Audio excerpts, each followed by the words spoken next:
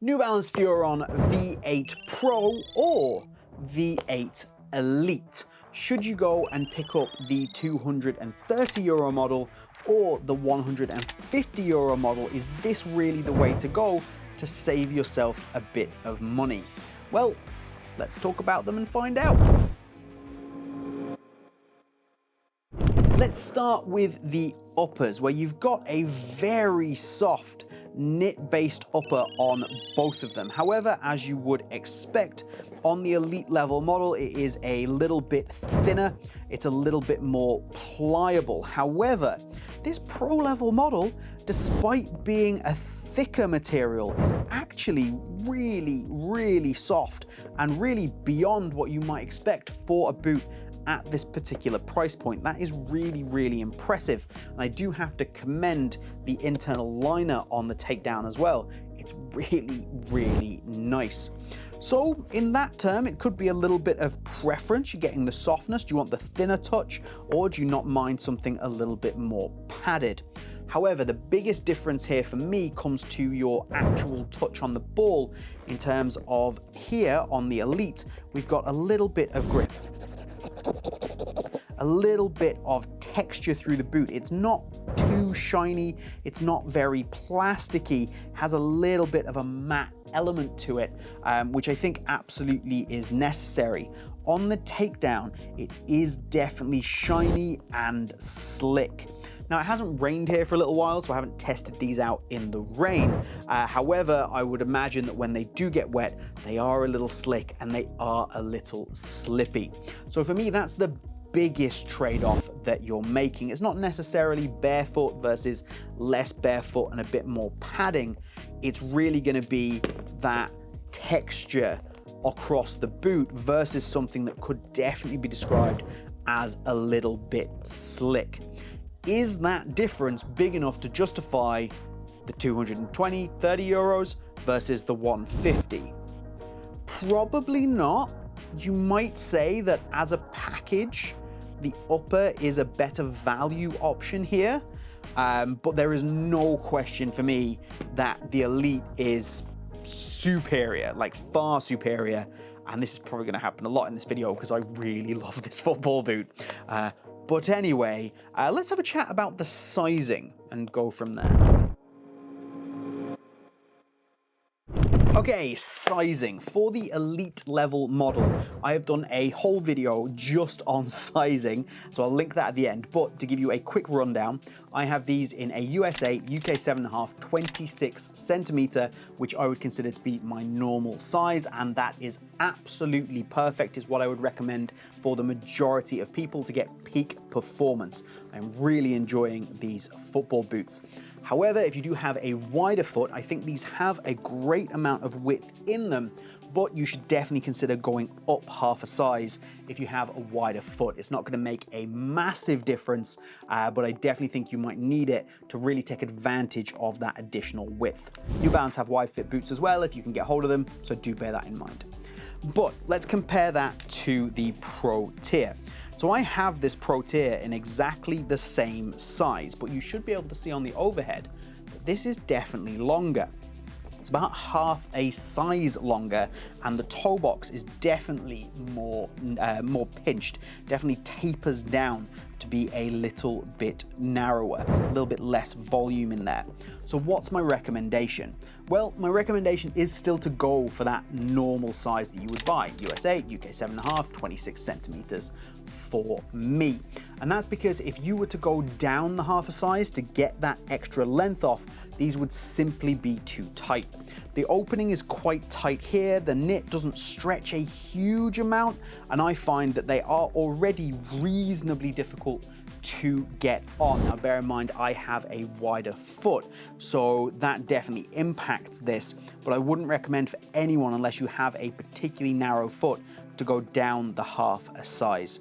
So my advice would be to go for your regular size, whatever that would be, and expect there to be a little bit of room on the end, maybe up to half a size. And if you have a wider foot, simply not to go for these at all, and go for the Elite instead. Do remember to like the video and get subscribed to the channel. And if you want to support us, get all of my videos before anybody else and get some huge discounts on some major grip sock brands, you can do so by becoming a Boot Wizard member. I will leave all the information in links down in the top pinned comment and in the description.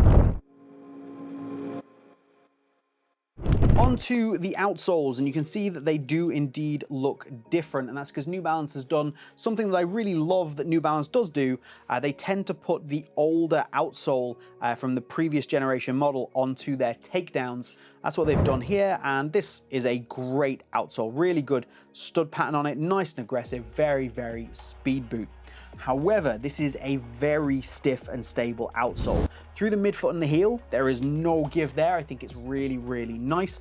Through the forefoot, this is stiff. Now, this has had 2 sessions, and it hasn't really softened up.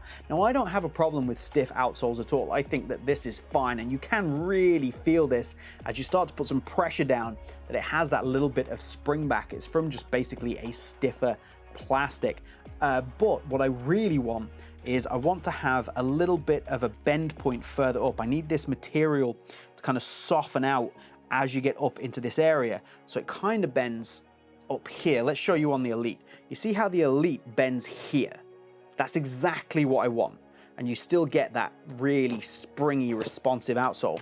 Whereas on the Pro, it's really stiff, but it starts to bend back here, which isn't something that I enjoy. But for a Pro tier takedown, you still get a very stable outsole, which isn't something you always get, and it still feels very responsive, which is nice. And if you're looking for speed boot aggression, this does an excellent job. So for the price, I don't really have a problem. However, New Balance have absolutely leveled up with the Elite level sole plate. These new studs I think are fantastic. This extra little braking stud, this is super aggressive. It's even better for multi-directional movement. There really is no competition here between these two. But again, it's over 200 euros and around 150. So there's nothing wrong with this really. Like, it's not going to be a huge deal breaker if you are on a budget, but maybe a Elite level on sale might be a better way to go. But either way, both good options. All right, lockdown. So you can see we've got a similar construction overall here, but you should also be able to see that essentially what you've got is a lower volume, slightly flatter fit through the Pro level model. And what this does is, with the knit as well not being quite so stretchy, it means that I feel locked in, but I feel locked in through tightness. I hope that makes sense. Whereas in the Elite level model, it offers a little bit more maneuverability, a little bit more flexibility, and then you can kind of stretch it out and it returns and gives you lockdown by virtue of its build, its materials, the laces, the adjustability. So this is like adjustable to fit your foot, good lockdown. This is, I feel locked in because the boot is quite tight. I hope that makes sense.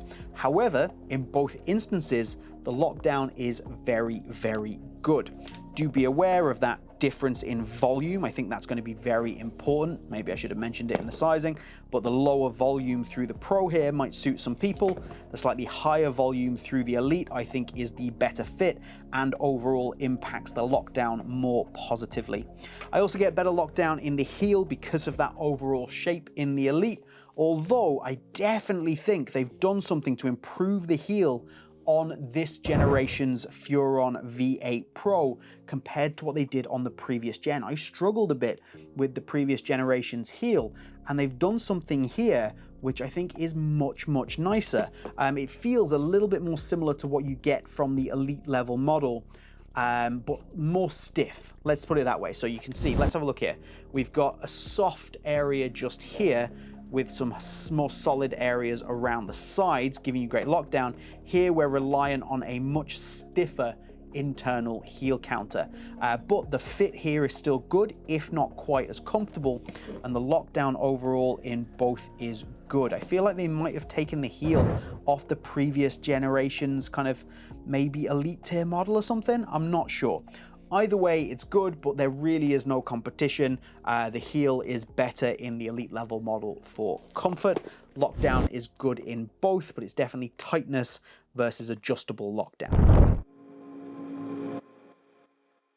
Which one would I go for? It's really no choice. I'm going to go ahead and pick the Elite, and that's not really a knock on the Pro. I think this is a fantastic boot for anybody that wants to go out and buy it. This really isn't like a statement about how much I really like this particular boot. I think I've gradually been coming around to this idea that this might be my favorite speed boot on the market. And that's a mad statement when you look at what's on the market right now. You've got the Mercurial with the grip knit, amazing. You've got the F50, you've got the F50 Messy, which I love.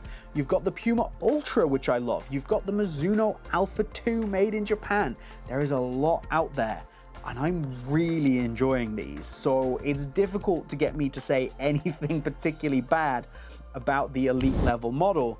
So my advice is get these on sale instead, but if you can pick these up on sale around maybe, I don't know, 100 euros or something, still a really solid option. If you want to pick up my initial thoughts review on these, which I did when they first released, you can click this video right here, but do get subscribed because I'm going to do another review on them because my opinions have kind of changed over the couple of months since I did that original review.